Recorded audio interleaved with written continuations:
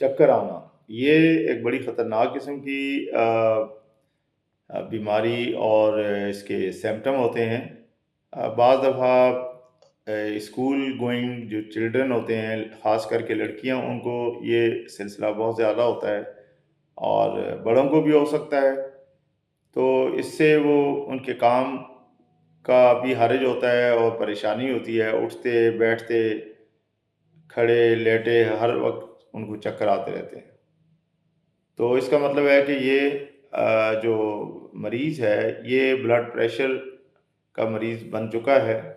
تو ایسے مریض کے لیے ہمارے پاس ہومیوپیتھی میں ایک کمبینیشن ہے دوائیوں کا، جس کو کہتے ہیں، مطلب ان دوائیوں کے نام ہیں کالیفوز، نیٹرمفوز اور فیرمفوز۔ ان کو 3x یا 6x میں لے کر دن میں 3 سے 4 دفعہ لیا جائے، اور 6 ہفتے سے 3 مہینے تک، تو امید ہے کہ اس مسئلے کا حل ہمیشہ کے لیے یہ کیوریبل سلسلہ ہو جائے گا۔